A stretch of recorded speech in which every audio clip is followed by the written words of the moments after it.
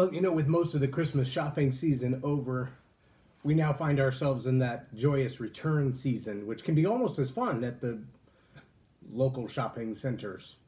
With everyone circling the parking lot looking for the ideal parking place and honking of horns as people are backing in and backing out and pulling in and no, I want that space 2 spaces up. Oh, but the guy from the other side just jumped right into it while I was waiting to get in there, and all the irritation and frustration that goes along with getting just the right parking space, right? Have you ever circled the block all the way around the shopping center hoping to get that one space at the front, but you've circled it like 9 times, and every time you come back there's a different car in your favorite spot, but it's not yours?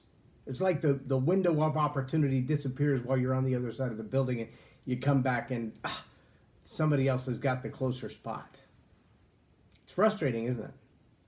Do you feel like that sometimes in your life and in your relationships? I mean, it doesn't matter where you are in leadership, whether you run a company of 1 like I do, or you run a business of 5,000 or 50,000. Sometimes you face that frustration that every time you go around the block, you're back in the same spot again. Like nothing's improving. Or you've got this plan, it's all worked out in your head, it doesn't seem to work.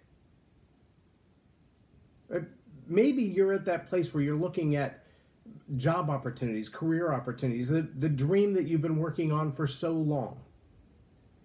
And you feel like I just need to get over the speed bump of this one era, this one time, this one thing that I've been working on, and I feel like I'm almost there, but just not quite seeing the fruit of it yet. And as you're pressing in, as you're pushing against that speed bump, as you see the daylight on the other side, everyone around you is going, dude, that's not a speed bump, that's the Grand Canyon. When you get past that pebble, you fall off the deep end. You're done. You need to give up now. You need to back up and go another way, because this isn't working.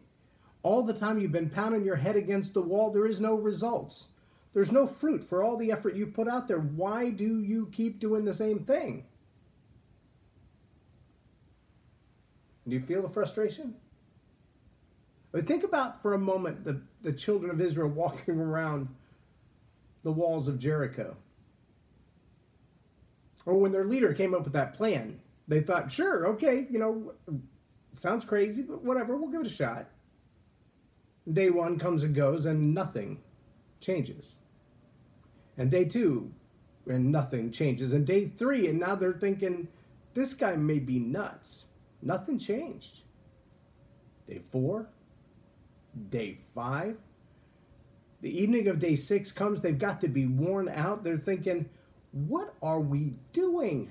How many times do you do the wrong thing and expect it's eventually going to have the right outcome? Are we nuts? Are you feeling that way right now? Here we are with, 3 days left in all of the year of 2017. Have you accomplished all of the goals that you set out to? Both the mental ones and the ones that you wrote down? You know the difference.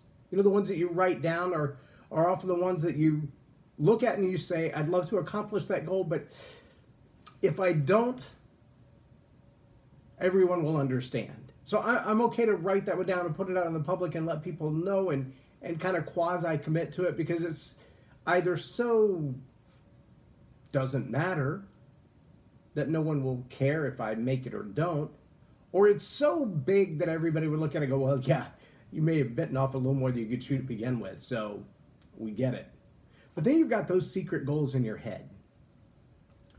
Maybe you wrote them down in your journal. Maybe you didn't write them down anywhere because you thought, the minute I commit to them, I'm going to feel like a failure when I don't achieve them. And so you've already started the self-sabotage. You have some of those from 2017, don't you? Some of the things you really wanted to accomplish and then life got in the way. Some of the things that you knew you could do. You knew you had it in you. You knew you had the potential. But you didn't want anybody else to know because, well, maybe it won't happen. See, I had a couple of those goals as well. Here I have 3 days left. I have 3 books that are 85 to 95%. But all of the other obstacles of life of just getting the bills paid and keeping the basics done and blah, blah, blah, keep me from getting those done. And, You know, the 70 something hours I wasted this year rebuilding my website because my web server is a nightmare. You're on a one-man show, you are the IT guy and the product development guy and the marketing guy and the sales guy and the content creation guy, and I have to write the books and record the audio and edit the audio and upload it to Audible, and all of that is just me. And there's only 52 weeks in a year, but there seems to be 150 assignments that take a week each to get them done. You know what I'm saying?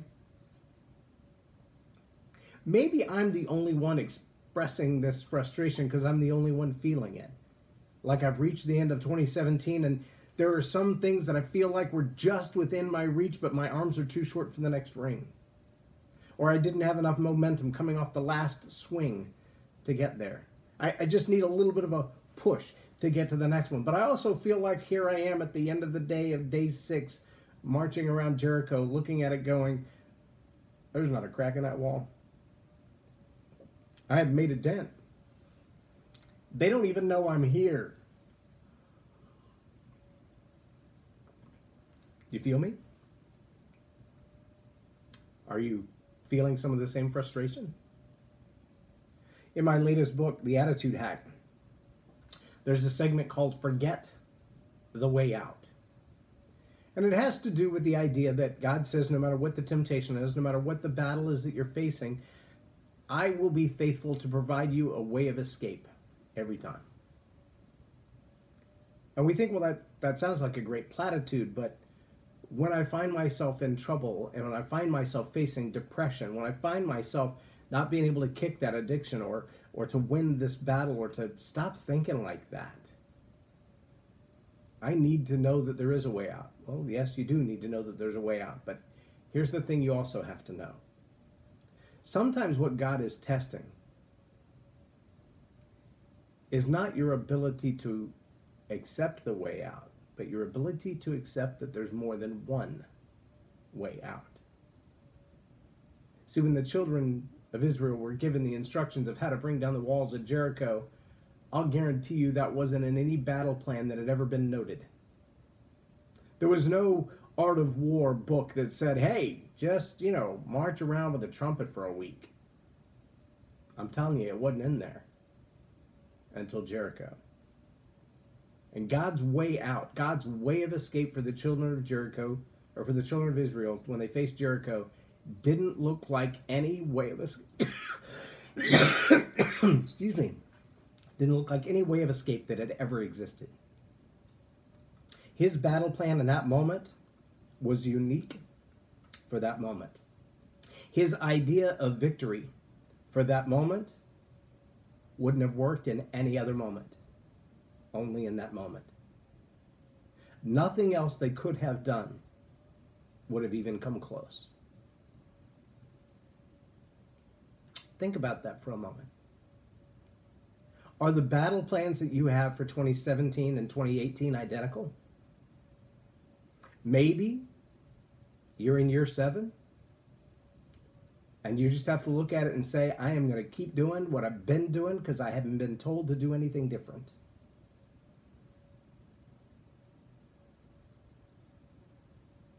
New Year's Eve will be 7 years that my family's been at Gateway. 7 years. Is that like the march around Jericho? Something big is going to break, the walls are going to come down, things will change on New Year's Eve? I don't know. Maybe that's too easy to read into. Maybe what's been being tested all along was persistence, to hold on to the dream, to just ask the question, how bad do you want it? Do you want it bad enough to persist when everyone around you, with logical reasons, can explain why this isn't working? You need to give up. You need to do something different.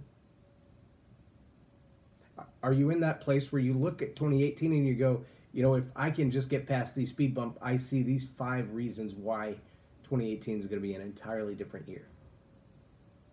You got some tricks in your bag that haven't been pulled out yet, some ideas in your mind that haven't quite been put into play yet.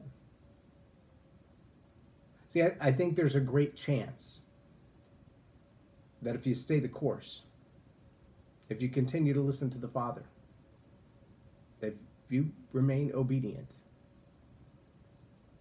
that all of the frustration and all of the silliness and all of the naysayers are going to be standing back looking at you going, wow, you did what they said couldn't be done. Remember, there was no iPhone before there was an iPod. And before there was an iPod, there was nothing else like it. When it came along, it took a lot of blood, sweat, and tears, figuratively speaking, to create. It took a lot of people laughing, ridiculing, cajoling, mocking, and saying, what a waste of time and money. There's no way. You need to just stick to the things that are known quantities. Market what everybody else already wants. I remember hearing Steve Jobs in an interview one time. They asked him the question, why did you create the iPhone when nobody wanted it? He said, I felt like it was time that the world have something like that, and I had to create something that would create its own demand. Maybe that's where you are. Maybe you're wrapping up 2017 and relationships have been a disaster. Your study time has been a disaster. Your educational progress, you missed that one class, now you have to take the whole semester over again. Maybe you're looking at 2018 and going, please hurry up and get here because 2017 has been more than I can stand. Maybe you've had financial loss. Maybe you've had the loss of a loved one. Maybe 2017 has been a nightmare and not a dream. I want to encourage you to hold on. R.W. Shambach used to say it all the time. If you find yourself at the end of the rope, tie a knot. Don't just let go, but tie a knot and hold on to that knot for all you're worth, because God's about to do the miraculous. But only if you hold on. If you let go, if you slip, if you give up, He can't. Dr. Mark Sharona says sometimes we have to endure through this season, this frightening, frustrating, annoying, what seems like a failure season, so that when we get to the other side and we see the victory, we realize we can't take any credit at all. Nothing I could have done could have made this happen.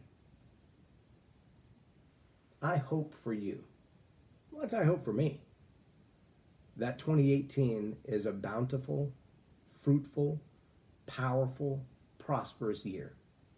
That all of the things that you've been made for, all the relationships that you have longed for, all the successes in your education, in your career, in your own personal achievement that you have fought for,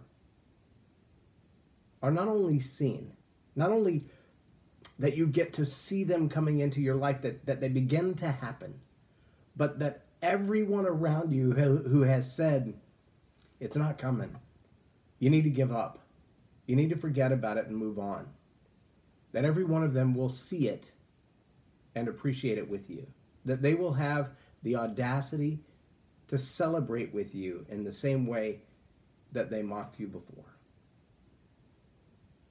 I pray that your success in 2018 is the greatest success you've seen so far in your life.